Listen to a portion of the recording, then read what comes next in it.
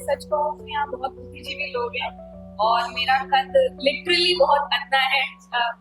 But मैं ये बताना चाहूंगी कि मैंने कविशाला में लिखना शुरू किया था कोविड के समय से।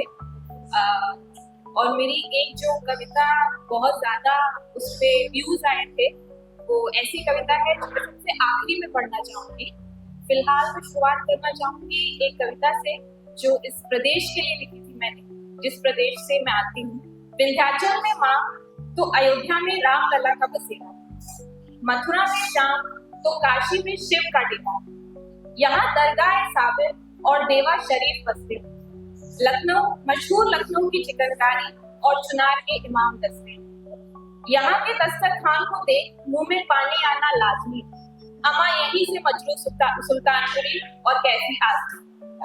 चूड़ियों में फिरोजाबाद और इत्र में कन्नौज का नाम। चूड़ियों में फिरोजाबाद और इत्र में कन्नौज का नाम है। रोशनी में डूबी यहाँ अवध की हर शाम। कहीं हिंदी उर्दू से मिलती है तो कहीं त्रिवेणी का संदेश है। कहीं हिंदी उर्दू से मिलती है तो कहीं त्रिवेणी का संदेश है। मेरे देश के उत्तर में एक संगम का देश है। तो ये उत्तर प्रदेश के लिए था, मैं यही से हूँ। और एक कविता, क्योंकि सर्दी का मौसम चल रहा है तो एक कविता मैंने माँ के लिए लिखी थी। ये मौसम जो है वो स्वेटर का, तो इस कविता का शीर्षक ही स्वेटर। थक हार कर लेटती नहीं बैठती थी माँ, काम नहीं लगता था उसको स्वेटर बुनना। हर रंग फपता है तुझ पे कहकर एक रंग का खून बड़े चाव से चूमा। रोज नाश्ते में एक पराठा और खा ले कहती थी, फिर नाम हर बुनाई के बाद सेहतमंद पसंद हूँ मैं उसको, बाकी उसकी आंखों में तो नूर हूँ, चाहे बगल में खड़ा कर दूं जिसको। अब यादों के रोए उठ आए हैं पर उसकी प्यार की बुनाई खुलती है। गर्मी तो जैकेट और हुडी से भी है पर किसी में भी उस स्वेटर सी नरमी है। मुझे सर्दियों में कपड़ा काटता है, मुझे सर्दियों में कपड़ा काटता है। स्वेटर पहनो पहले, अब ऐसे कोई नहीं नाचता है। तो ये कविता मैंने स्वेटर लिखी थी माँ के लिए।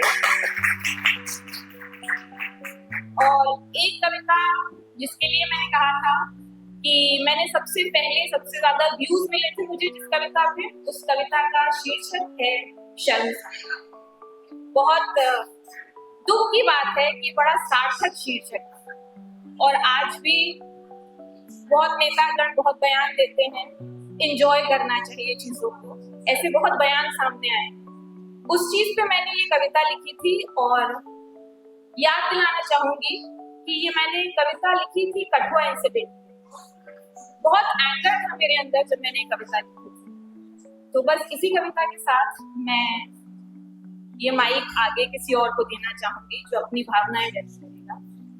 शर्मसार हैवान की शक्ल में ये अक्स तेरा या मेरा, हैवान की शक्ल में ये अक्स तेरा या मेरा है। मौन रात और बेहया सवेरा। एक लड़की के जिस्म को चार आपस में मिलकर बांट, एक लड़की के जिस्म को चार आपस में मिलकर बांट ले। आओ जिंदगी को बेगैरत ही काट ले। क्या उसकी टूटी हुई हड्डियों ने अपाहिज हो चुकी मानसिकता को दर्शाया? क्या उसकी टूटी हुई हड्डियों ने अपाहिज हो चुकी मानसिकता को दर्शाया है? फिर से गिद्धों ने इंसानियत का मांस नोचा। Thank you.